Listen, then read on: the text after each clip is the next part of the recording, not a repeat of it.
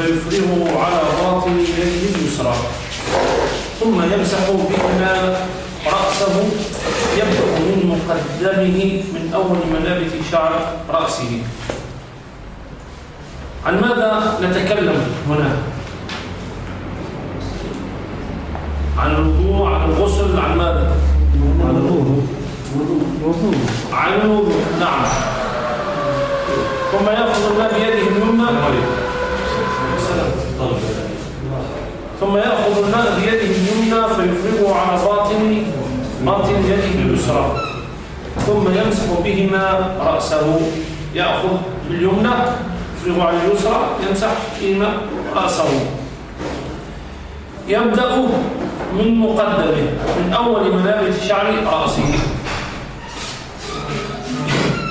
من أول منابت شعر رأسه، يعني منبت الشعر يدخل، وإن طالت الوفرة أو طالت هذه الغمة مثل الغمة لابد أن يرفعها ويمسح منبت الشعر.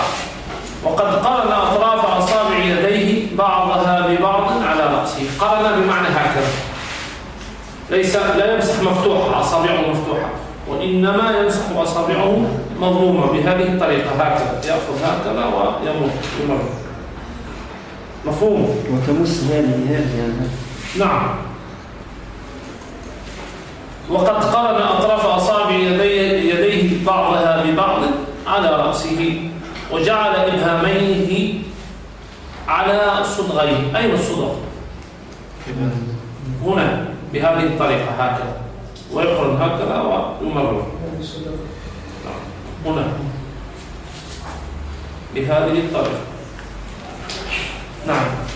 ثم يذهب بيديه ماسحا إلى طرف شعر رأسه مما يلي قفاه إلى القفا، ثم يردهما إلى حيث بدأ ويأخذ بإبهاميه خلف أذنيه إلى صدغيه، ثم في الإرجاع كذلك بهذه الطريقة. نعم.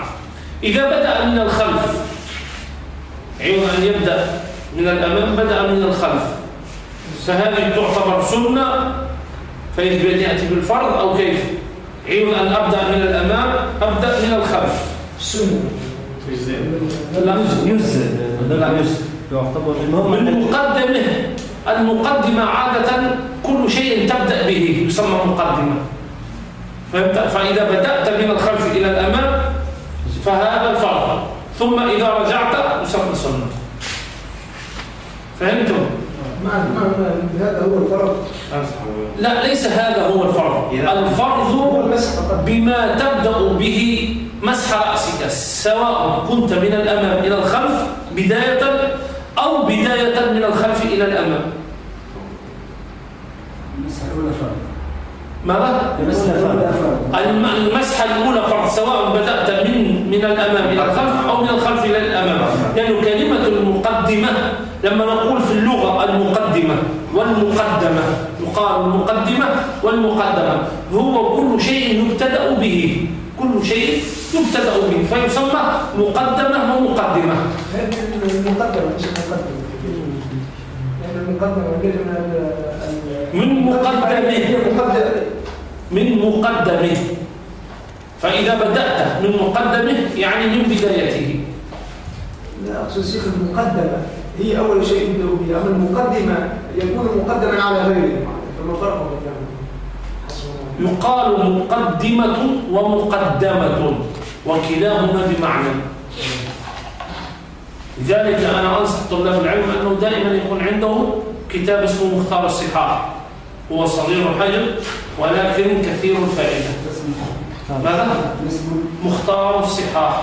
معنى أفضل من المعجم الوسيط. لا، مختار الصحاح لأنه يعطيك جميع الأمور مختصرة والمهمة، وهو كذلك هناك حجم كبير هناك حجم صغير، فإن وجدت الحجم الصغير أحسن حتى تضعه دائما في جيبك أو في حقيبة صغيرة أو إلى آخره، دائما ترجع إليه. فأنت المقدمة والمقدمة كلاهما واحد، كلاهما واحد. مقدم شيء ومقدمة شيء. يعني الشيخ أنا أعرف أن المقدمة بالفتح هي من قدم الفعل قدم اللازم، أما المقدم الفعل قدم المتعدي، وبالتالي يكون الأول معناتها أول ما هذا ما ذكره في المعيار الكبير. لا، المقدمة بصورة عامة كلمة لغة هو أول شيء، شرعا هو ما يبدأ به مسح الرأس، سواء مسحت من الأمام إلى الخلف أو من الخلف إلى الأمام. نعم. ثم يردهما إلى حيث بدأ ويأخذ بإبهاميه خلف أذنيه إلى صدغيه، وكيفما مسح أجزاءه إذا أوعب رأسه، والأول أحسن. أوعب يعني من الاستيعاب، أنه استوعب جميع رأسه. ولو أدخل يديه في الإناء ثم رفعهما مبلولتين ومسح بهما رأسه أجزاءه. طبعا إذا أدخل يديه ثم أخرجهما مبلولتين ومسح رأسه أجزاء ذلك. ثم يفرغ الماء على سبابتيه وإبهاميه، وإن شاء غمس ذلك في الماء يعني يديه، ثم يمسح أذنيه ظاهرهما وباطنهما، يعني بغسلة منفردة، ليس في غير المذهب يعني أن توصل مسح رأسك بمسح أذنيك على اعتبار أنهما من الرأس، وعلى اعتبار أنهما منفردتين فلابد أن تستقل كل غسلة وحدها، كل غسلة وحدها، وهذا أراه أولى وأفضل.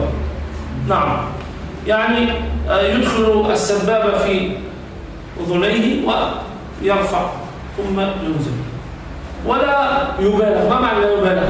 لا يدخل الماء إلى أذنه، لا يدخل الماء إلى أذنه حتى لا يمرض. يحاول أن يكون لا تكون اليدين أو الأصبعين غير مبلولتين، كلما توضأ أدخل الماء في أذنيه بعد ذلك يمرض. نعم.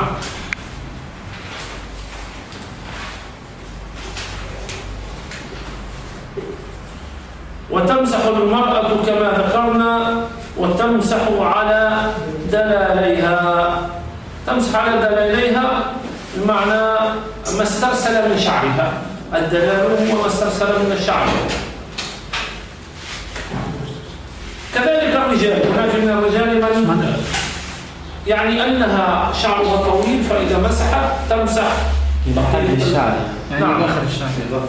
نعم. وهذا ضفيرتين شيء، لأن ضفائر. إذا كانت عندها ضفائر فإنها تمسح كذلك على ضفائر. نعم. أما الرجل فيجب عليه إذا استرسل شعره فيجب عليه أن يمسح جميع شعره. نعم. وتمسح على دلاليها ولا تمسح على الوقاية. الوقاية هي خلقة تعقدها المرأة في شعر رأسها لتقيه من الغبار. هي خلقة تعقدها المرأة في شعر رأسها لتقيها من الغبار.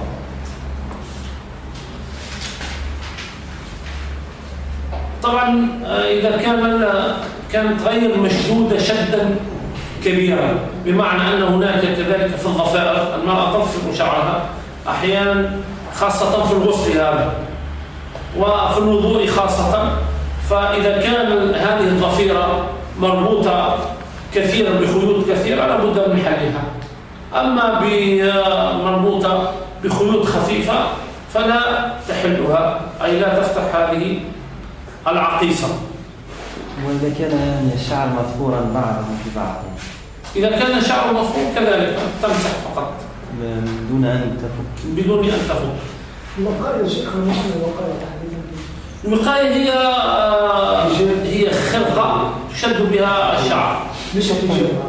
لا ليس حجاب. معنى الكعب يعني توضع فوق الرأس. نعم، حتى تشد شعرها مثل يعني مثل الرباط، رباط يربط به الشعر. نعم يربط به الشعر. في قوله تقيه من الغبار أو يعني في تحديد أن الوقاية تجعل غبار، فإذا كان خرقة ثانية بغاية التجمل أو الزينة أو شيء تأخذ نفس حكمها، وإن كانت غاية أخرى غاية الحفاظ على النوم، شد الشعر، غاية شد الشعر أو غاية زينة أو أي غاية.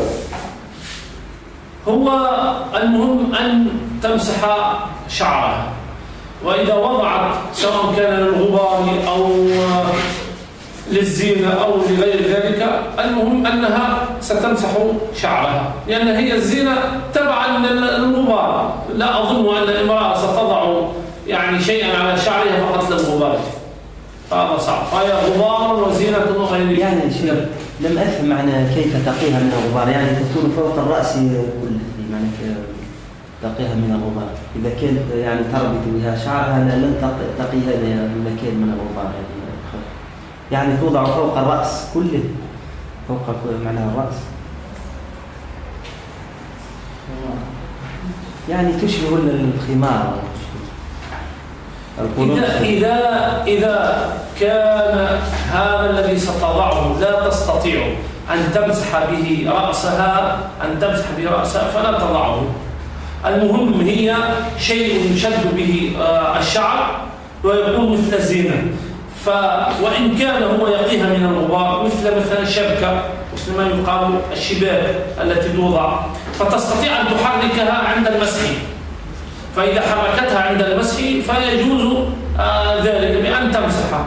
أما إذا لا تستطيع أن تمسح على رأسها فطبعا لا يجوز. إذا ما استطاع مسح شعره فلا يجوز. فهمت؟ نعم، بهذه الطريقة. المهم أنها تدرك أو تستطيع أن تمسح شعرها.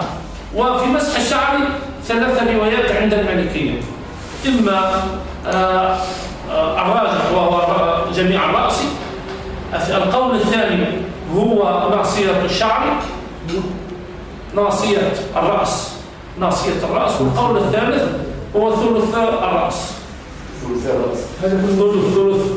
الرأس. نعم، هذه 3 أقوال عند المالكية. يعني الرجل والمرأة سواء. نعم. بمعنى هو القدر الواجب من مسح الرأس. نعم. عن تقبيل هذا 3 أقوال. القول الأول كامل الرأس، جل الرأس، كامل الرأس، وهو الراجح في المذهب.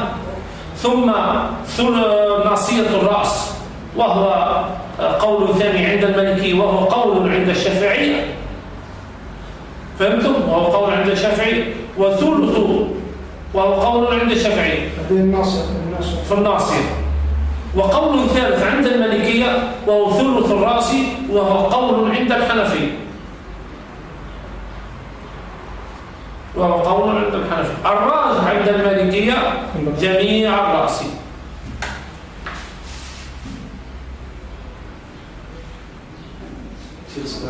نعم. يعني هل دليلهم في ذلك أنهم ذهبوا إلى أن الباء في يمسحوا برؤوسهم هي للتبعيض؟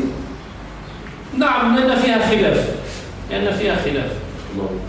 هل هي ماذا؟ الناصية من أين تبدأ؟ الناصية هي مقدمة الرأس. نعم، هكذا. الناصية مقدمة الرأس، وهو رفع الحرج. مثلا تكون امرأة في سفر ما تستطيع أن تتوضأ وضوءا كاملا، لا تريد أن تكشف رأسها أو شعرها، فتلتجئ إلى هذا الأسلوب مثلا. أو رجل شد عمامته شدا عظيما كبيرا بحيث لا يستطيع أن ينزعها ولا أن يفكها، فماذا يفعل؟ يمسح على الناصية ويتمم المسح على بقية العمامة. كذلك المرأة إذا يعني اضطرت إلى الناصية فتمسح الناصية وتمسح على بقية خمارها. طبعا هذا عند الضرورة يا أخي، عند الضرورة، لأن القول الراجح عندنا وهو مسح جميع الرأس. فتصبح هذه الأقوال كفتوى كفتوى اضطرارية. مفهوم هذا الكلام؟ شيخ أنه مسترسل من الشعر كان رجل ما استرسل من الشعر إذا أراد أن يمسح كالمرأة مثلا شعره لابد أن يرفع ما استرسل من شعره. المرأة تفعل هكذا، المرأة إن كان شعرها طويل تفعل هكذا. نعم. ولا ترجع ولا ترجع؟ ماذا؟ ترجع لديها هذا الرجوع سنة. المرأة بالنسبة الرجوع الإرجاع في المسح سنة، يعني إذا تركته خالفت السنة ولا يبطل وضوءها. شيخ ضبط الإمامة إذا كان هناك مشقة في إعادة ربطها أو في حلها. نعم. وإلا فتحل عندنا المسح. عندنا المسح. أنا قلت لكم الراجع والمعمول به كامل الرأس، وهذه تبقى كفتوى اضطرارية لهؤلاء الذين عندهم أعذار. العذر يعني حتى أن لا يقدر على نزعها يكون عذرا. نعم، لأنه إذا سيعيد ربطها سيأخذ وقتا وربما تفوت كثير من الأمور. شيخ أنه الأعضاء ما هي مثلا أعضاء المسح التي تبيح المسح على العمامة؟ ماذا؟ الأعضاء التي تبيح المسح على العمامة. المسح على العمامة. نعم. قلت لك ما مثلا كالحل في الوضوء. نعم. وخفض المرض شيء لما يكون رأس أو كخاف المرض أو غير ذلك.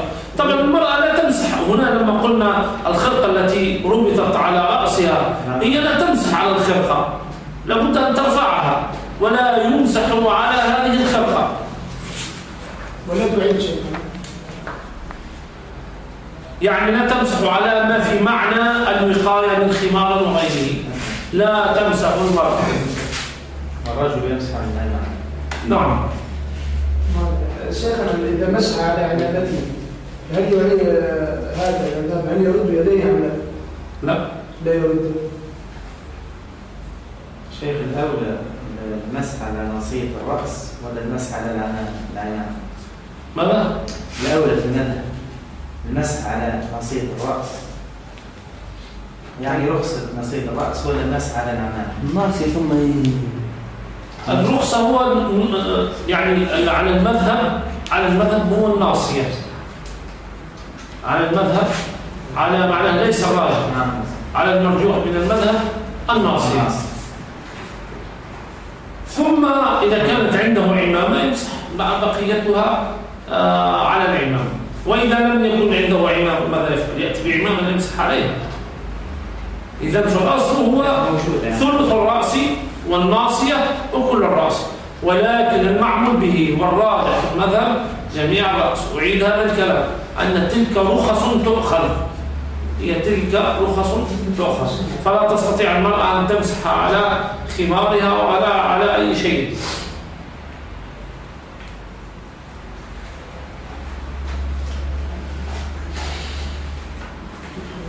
نعم.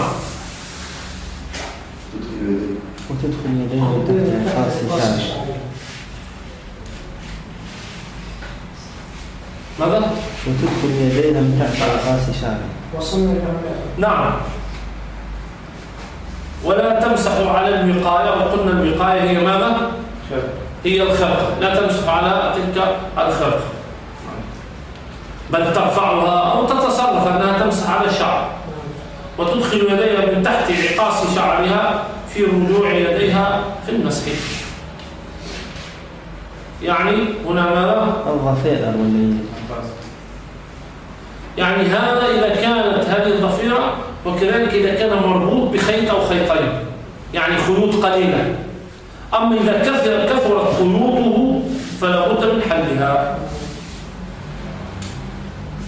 إذا كثر الربط في هذه الضفائر فلا بد من حلها. كان الشعر بعضه بعض يعني لا أنا أتحدث عن الخيوط، عن خيوطها. إذا كثرت الخيوط فلا بد من حلها. أما إذا خيطين فلا بأس أن تمسح عليه. مفهوم هذا؟ العقاص شيخ. العقيصة الضفيرة العقاص جمع العقيصة. نعم، العقاص والعقيصة والضفيرة والضفائر. ثم يغسل رجليه، يصب الماء بيده اليمنى على رجله اليمنى ويعرقها بيده اليسرى قليلا قليلا يعيبها بذلك 3. يأخذ اليمنى يضع على رجله اليمنى ويخلل أصابع رجله اليمنى بخنصر يده اليسرى، ويخلل أصابع رجله اليمنى بخنصر يده اليسرى. بالخنصر بخنصر يده اليسرى. فيبدأ من خنصر الرجل اليمنى ثم البنصر ثم الوسطى ثم السبابة ثم الإبهام بهذه الطريقة. فهو يأتي على رجله اليمنى من الخنصر إلى آخره.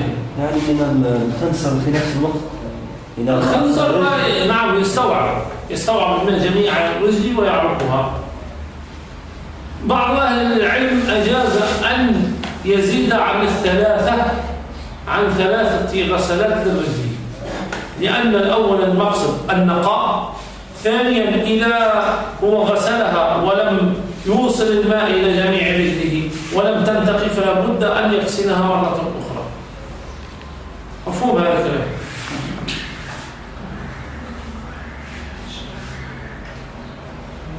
أي يوعبها أن يستوعب جميع الرجل. وإن شاء خلل أصابعه في ذلك وإن ترك فلا حرج. الأولى التخليل، إن ترك فلا حرج. والتخليل أطيب للنفس لأنه أنقى. ويعرق عقبيه وعرقوبيه. العقب هو الذي في جانبي الساق من الجانبين اليمين واليسار، والعرقوب هو مؤخر القدم الذي هو متصل بالساقين. الرجل، هذه الرجل بهذه الطريقة، فهذا يسمى عرقوب، وهذا من هنا ومن هنا يسمى عقب. ويل للأعقاب من النار، هذا العقب وهذا العرقوب الذي يتصل بالساق. فهمتم؟ هذه الرجل، هذه الساق، هذه الساق، هذا من الجانبين العقبين، وهذا يسمى العرقوب الذي هو متصل بالساق. مفهوم هذا؟ نعم. وما لا يكاد يداخله الماء بسرعة من جساوة أو شقوق. يعني جساوة هي قساوة وغلاظة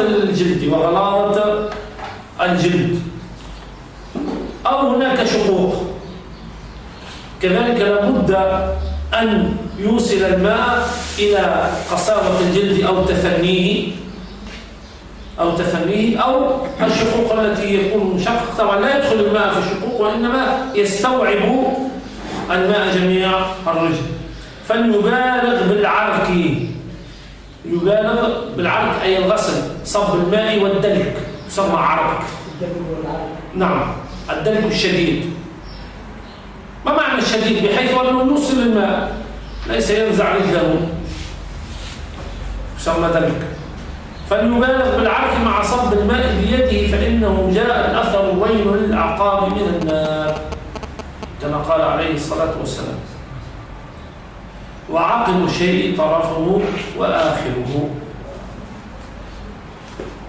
ثم يفعل باليسرى مثل ذلك. مفهوم هذا الكلام؟ هل هناك سؤال على ما ذكرناه؟ وليس تحديد غسل أعضائه ثلاثا بأمر لا يجزئ دونه. يعني ليس المقصد 3 ولكنه أكثر ما يفعل وهو السنة. أكثر ما يفعل يعني وهو السنة. ومن كان يوعد ومن كان يستوعب غسل رجليه أو أعضائه بأقل من ذلك أجزأه إذا أحكم ذلك. إذا أحكم، ما معنى أحكم؟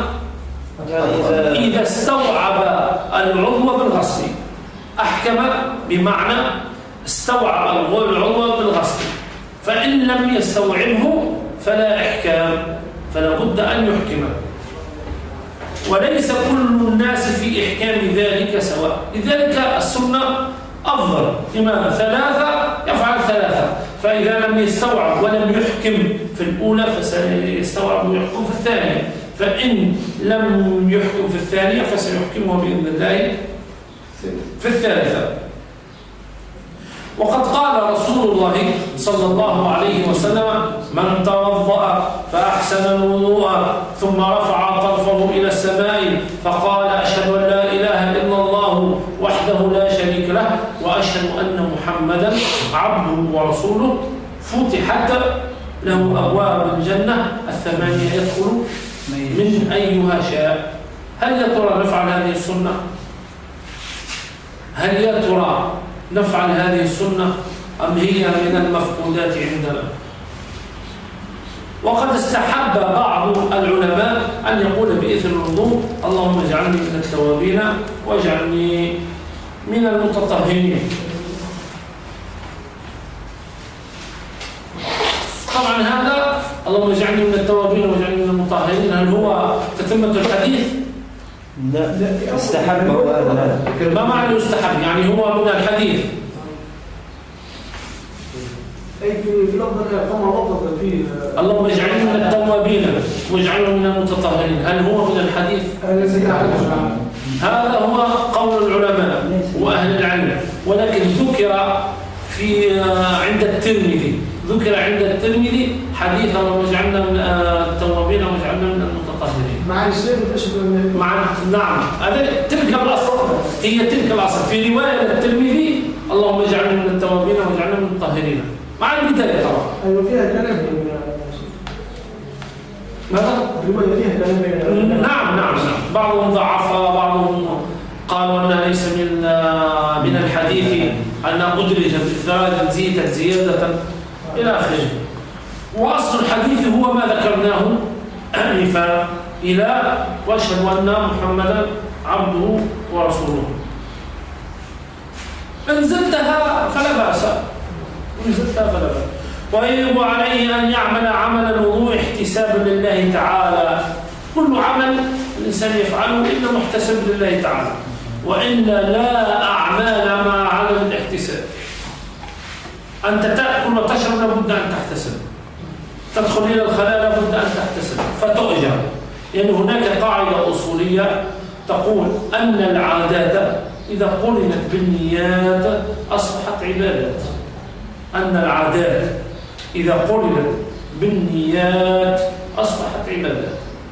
فأنت تدخل إلى الخلاء، نيتك هو كيف تتطهر، كيف تتعبد لله سبحانه وتعالى. فلما تدخل إلى الخلاء تدخل باليسرى وتقول اللهم إني أعوذ بك من الخبث والخبائث، وإذا خرجت تقول غفرانك. فهذا تعبد أصبح تؤجر عليه. أنت تمارس حياتك البشرية ولكن تؤجر على هذه النية.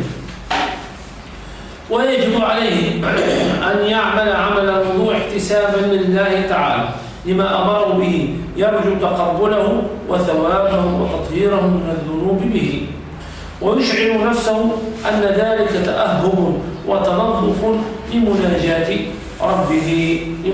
ربه. أن ذلك العمل هو تهيأ ليصلي يناجي ربه ويناجي الله سبحانه وتعالى، والوقوف بين يديه لأداء فرائضه والخضوع له بالركوع والسجود، فيعمل على يقين بذلك وتحفظ فيه، فإن تمام كل عمل بحسن النية فيه. يعني كل عمل لا بد له من نية، لا بد له من فضيلة، لا بد له من عمل. كل عمل لا بد له من نية ومن فضيلة ومن عمل. ما معنى فضيلة؟ لا، الفضيلة هو ترغيب النفس لذلك العمل. ترغيب النفس لذلك العمل. مثلا أنت ستذهب إلى المسجد، أيهما أحسن، تصلي في المسجد أو تصلي في البيت؟ في المسجد. قال رسول الله صلى الله عليه وسلم: صلاة الجماعة تفوق صلاة الفرد ب27 درجة، وفي رواية ب25 درجة، ما بين الدرجة والدرجة كما بين السماء والأرض، وفي رواية كما بين الخافقين. أنت لما تسمع هذه الفضيلة، هذا الترغيب، ترغب نفسك بأن تعمل هذا العمل. من صلى الصبح فهو في ذمة الله. بشر المشائين بالظلم، بشر المشائين في الظلم بالنور التام يوم القيامة. هذا كله ترغيب للنفس. فلما تسمع هذه الفضائل، عوض أن تنام في فراشك، ترمي عن نفسك الغطاء وتقول: بسم الله وتوكلنا على الله. بدون هذا الترغيب النفس لا ترغب. لذلك لكل عمل لابد له من نية. لماذا أنت ستقوم تصلي الفجر في البرد؟ لماذا يا ترى؟ هل سيعطونك راتب؟ لا يعطونك راتب. وبالعكس، لو أقول لك أنا في كلما تصلي الفجر في المسجد صباحا وأعطيك 100 دينار سأجدك قبلي في المسجد. لماذا؟ لأنك عاينت هذا المال وهذه النقود وذقت حلاوة الدينار والدرهم، فلن تفوتك صلاة. أما لما أقول لك من صلى الصبح فهو في ذمة الله، قل لي أعرف هذا الكلام. أين التطبيق؟ التطبيق لضعف الإيمان. لما يضعف الإيمان ويركن الإيمان، الإنسان يبتعد عن الأعمال. لذلك لابد في كل عمل، والشيخ الفاضل رحمه الله أكد على النية وعلى فضل العمل. لماذا؟ لأنه هو أساس كل عمل يبتدأ به الإنسان ليقابل به الله سبحانه وتعالى، ليعمل به ذلك العمل. بذلك قال: فإن تمام كل عمل بحسن النية فيه. نأتي إلى باب آخر، وهو باب في الغسل. الغسل لغة هو سيلان ماء على الشيء مطلقا. الغسل لغة هو سيلان الماء على الشيء مطلقا. أما شرعا فهو إيصال الماء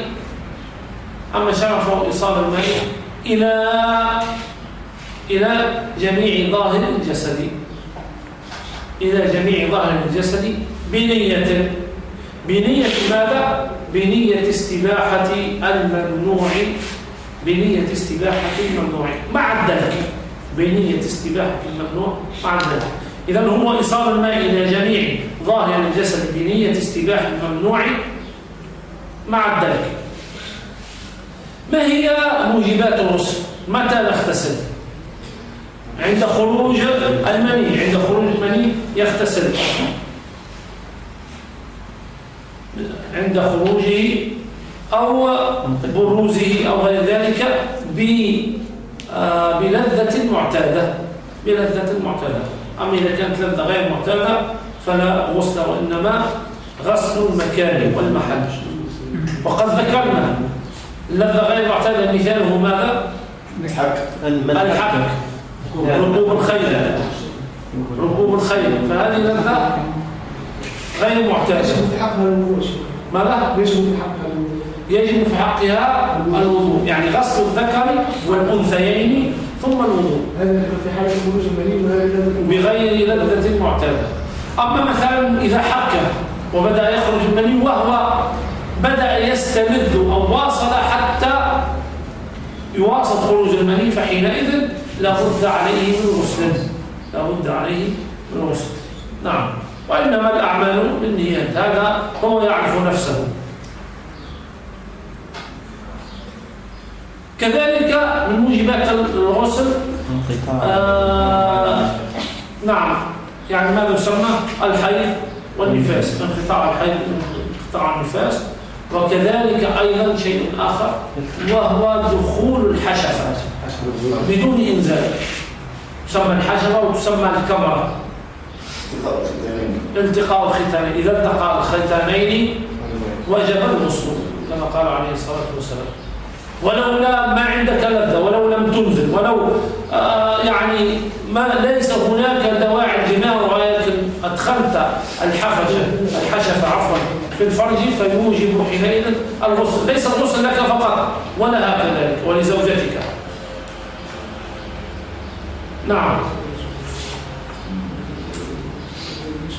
سنن الغسل هو غسل اليدين قبل إدخالهما الإناء، ثم المضمضة. سننه غسل اليدين قبل إدخالهما الإناء، ثم المضمضة، الاستنشاق، الاستنثار.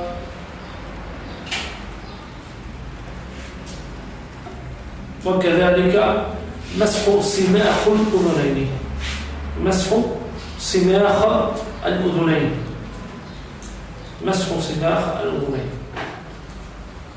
في بعض المذاهب يوجبون كذلك ماذا؟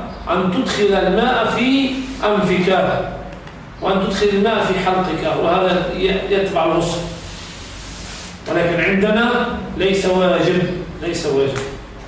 ولكن كذلك الغسل لابد إذا اغتسلت أن تتتبع غضون ماذا؟ غضون ماذا؟ غضون كل الجسم، بمعنى أنك إذا اغتسلت لابد أن تجعل الماء تحت إبطيك، أن تجعل الماء تحت اليتك التي هي قريبة من الذكر، يعني تحت الفخذ، ما يسمى بالفخذ، تحت الفخذ. كذلك البروج، بروج يديك ورجليك، كذلك يعني السرة.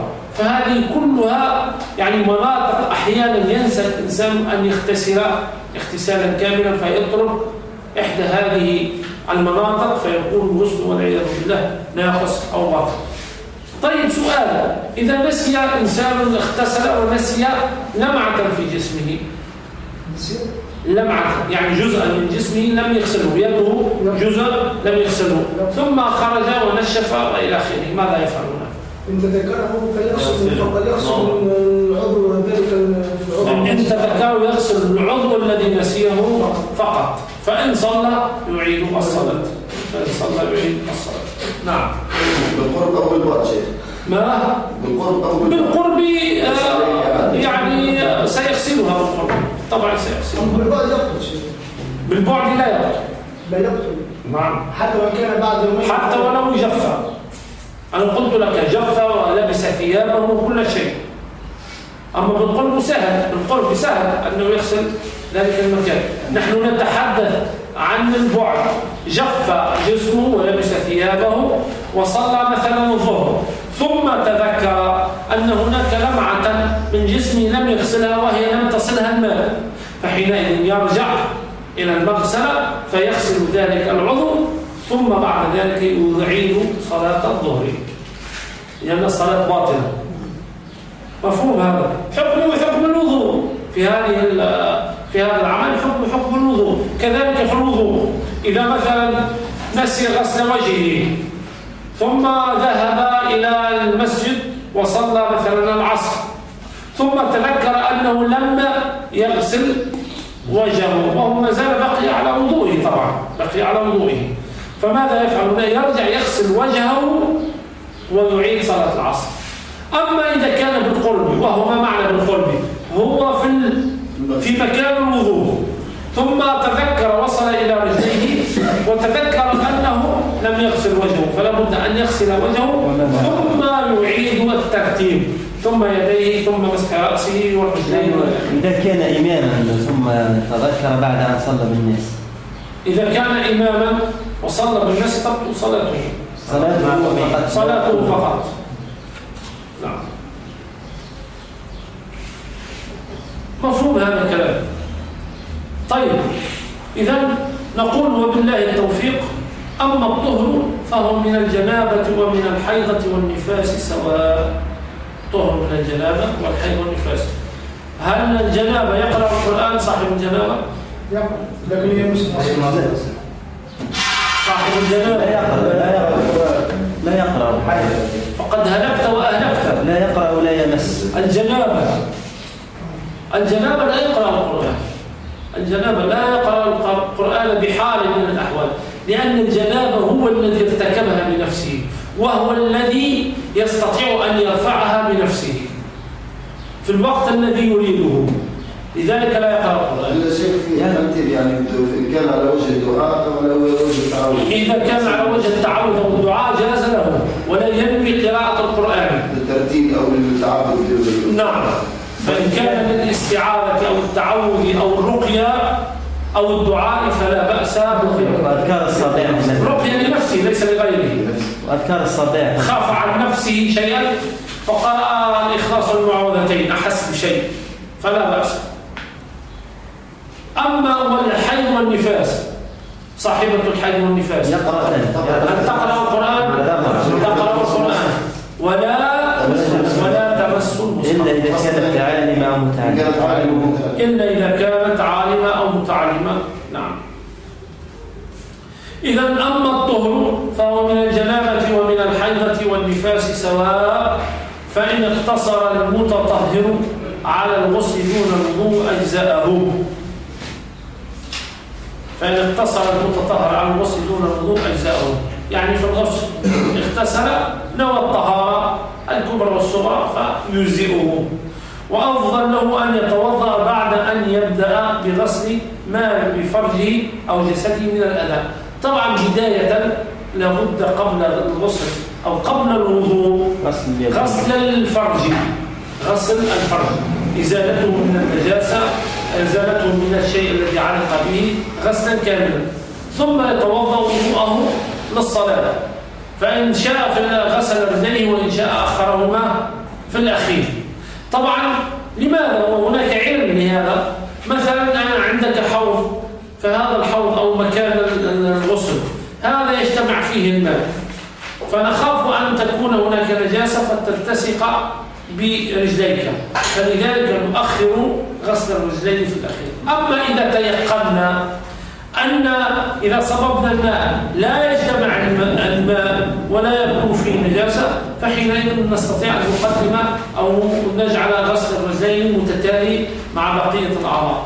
المهم عندك رخصة إما بداية وإما نهاية في غسل الرجلين، وإن شاء أخرهما إلى آخر غسله ثم يغمس يديه في الإناء ويرفعهما غير قابض بهما شيئا فيخلل بهما أصول شعر رأسه. يرفع يعني الماء ثم يضعه على رأسه تخليلا. لماذا؟ أولا للرأس مسام، يعني الجسم يتنفس. هناك مثل الحفر تسمى مسام، ليس حفر وإنما من باب التقريب والتشبيه. فإذا أنت أخذت الماء وأصابعك مبللة ثم دلكت شعرك فإن الجسم سيتهيأ، وخاصة الرأس سيتهيأ، فتكون مفتوحة، المسام مفتوحة، فإذا قرب منها الماء فإنها ستنغلق. ثم بعد ذلك تصب الماء كما شئت وبطريقة كثيفة أو كثيرة. إذا تأخذ غرفة من الماء وتضعه على رأسك وتخلل شعرك، ثم يغرف بهما الماء على رأسه 3 غرفات غاسلا له بهن. وتفعل ذلك المرأة وتضغط شعر رأسها. ما معنى تضغط؟ أي تضم، يعني يكون عندها شعر كثير فتضم شعرها ببعض حتى تستطيع أن تخلله وأن تغسله، وإن لا يجتمع شعرها، لا يجتمع. وليس عليها حل عقاصها.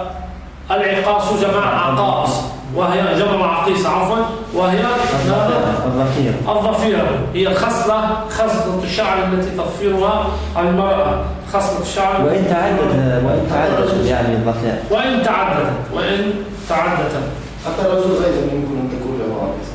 نعم، ممكن 4. ورد في الأحاديث إلى 4، 1 و2 و3 و4 ضفائر. وكان رسول الله صلى الله عليه وسلم له 4 ضفائر و3 و2 و1، وكان يضعها صلى الله عليه وسلم تحت العمامة. نعم.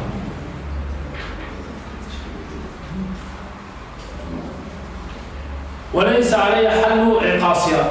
طبعا إذا كانت الخيوط كثيرة قد شدت بالرأس لابد من حلها.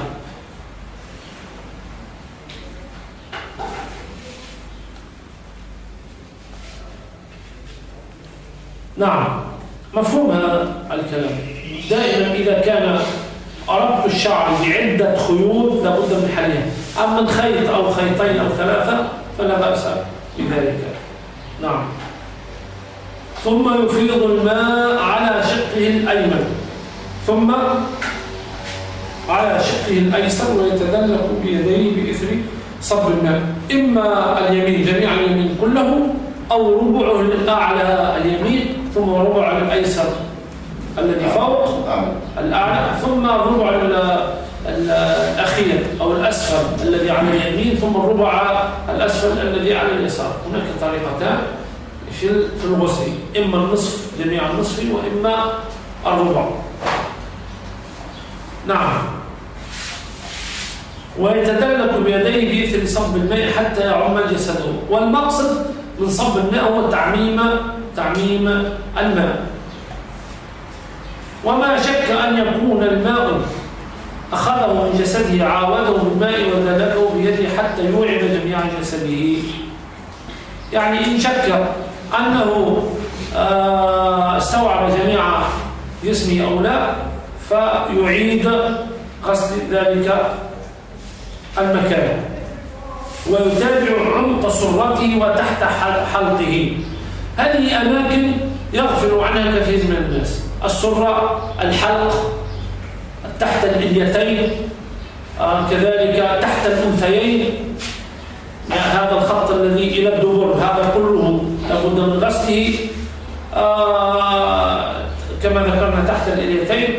وكل جسم لا يسهى عنه الإنسان أو لا يستطيع أن يدركه بالماء فلا بد أن يغسله. ويخلل شعر لحيته وتحت جناحيه يعني الإبطين والجانب الذي تحت الإبط، وبين أنيتيه ورفغيه. يعني الرفغ هو باطن الفخذ، الرفغ باطن الفخذ. ماذا قال هنا؟ وبين أنيتيه وكذلك رفغيه وتحت ركبتيه. تحت ركبتين هناك ركبتين، هناك الذي تحته والذي وراءه، هذا مثل الحفرة كذلك لابد أن يغسلها. وأسافل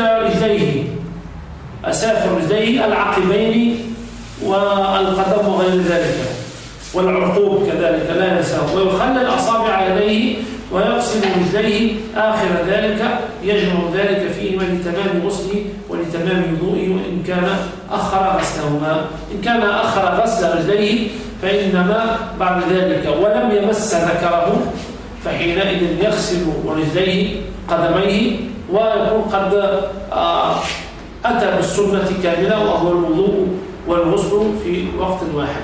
نعم. شيخنا حتى كذلك في غسل الجمعة يؤخر غسل قدميه. نعم يستطيع.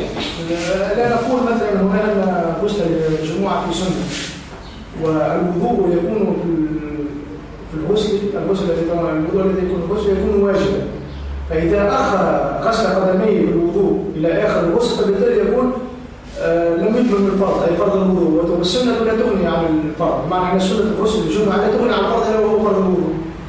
نعم. ولكن لا يجوز له بأي حال أن يؤخر غسل قدميه في غسل الجمعة في السنة عموما. يمكن أن يؤخر غسل رجليه في الأخير حتى في غسل السنة. نعم. الغسل يعني أعم من الوضوء، لأن الغسل طبعا أعم من الوضوء. أي ولا نقول بأن السنة لا تغني عن الفرض، بمعنى أن سنة الغسل لا تغني عن فرض الوضوء، لأنه لما اغتسل غسل السنة. أي وتوضأ في خلالها. هو لم يغسل قدميه في أثناء الوضوء بل أخرهما إلى نعم ممكن صحيح، التأخير صحيح، لا يبطل الوضوء ولا يبطل الغسل، فممكن تأخير غسل الرجلين في هذه الحالة حتى في السنة. نعم ممكن. الشيخ نعم. إذا مس ذكره قبل أن ينهي غسله يعيد الوضوء أثناء الغسل. نعم، إذا مس ذكره في خلال غسله يتمم الغسل ويعيد الوضوء. يتمم غسله ثم يعيد الوضوء. نعم. شيخنا حديث صفية لما تصف غسل النبي صلى الله عليه وسلم قال ضرب الأرض بيديه مرتين أو ثلاث، لا تشير الكلام. كيف ضرب الأرض مرتين أو ثلاث؟ قال ضرب بيديه الأرض والحائط مرتين أو ثلاث. هذا الحديث قال كنت أضع وضوء الجنابة إلى النبي صلى الله عليه وسلم فيغسل يديه مرتين أو ثلاث ثم يضرب يديه الحائط أو الأرض مرتين أو ثلاث.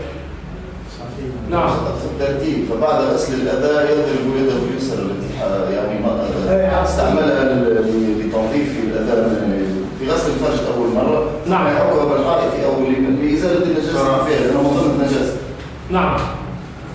فهذا لأجل حتى لا تكون النجاسة في يده، حتى لا تكون النجاسة استعملها في بقية طهارة الجسم، استعملها في بقية لمس بقية باقي جسمه، فالأول أنه يعني ينظف يديه من على وجه التنظيف، من باب التنظيف. نعم. من نسي تلك السرة يعيد المكان.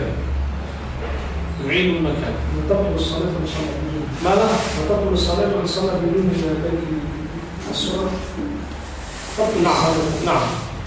لابد يعني هو يستطيع أن يسكب الماء والماء يصل إلى السرة، ولكن نعم وإن لم يدرك ولكن وصل، ولكن إن تحقق عدم وصولنا، نتحدث إن تحقق عدم وصولنا. أنا أقصد الدلك. لا الدلك أنت لن تستطيع أن تدلك كل يعني جزء من جسمك، هذا صعب. تكلم. ولكن استيعاب الدلك واستيعاب الماء، استيعاب الماء واستيعاب الدلك. يعني أنا قال لي بعض المشايخ لما يتخصص في مرة قال لي بهذا القول الذي قلت، ثم بعد نسيت أنا قصد السرعة مع الغسل، فاتصلت به فقال لي تعيد الغسل وتعيد الصلاة. ولم يشاهد أحد من هذا الدين إلا أغلبه يا أخي. أنا أذكرها في السنة الفارقة. فالمكان تعيد المكان كما ذكر. قال لي تعيد الغسل وتعيد الصلاة. شيخ ضبطها بين في مناسب، قال سهو الاغتسال مثل وضوءك ولا تعيد موالاه، يعني تعيد نفس المكان. نعم. الذي نسيته. أنت من استفتيت؟ أحد المشايخ درسوا في الخليج، في معنى السعودية، في قطر. الشيخ شناخته. مع العلم عندنا اختلاف بيننا وبين شناخته وبيننا وبين المغاربة في بعض الأمور. شناخته معروفين في الساحل. فعندنا خلاف بينهم في بعض المسائل. لذلك الأحسن الفقه أن يكون يعني توجيها يعني مالكيا في المغرب العربي وهو من بلدك. هو ليس هناك فروق كبيرة، ولكن هناك جزئيات هم يعني يشددون فيها، نحن لا نشدد فيها، ونقول نحن يعني مالكية هذا البلد، مالكية هذا البلد. طيب نطلب والحمد لله رب العالمين.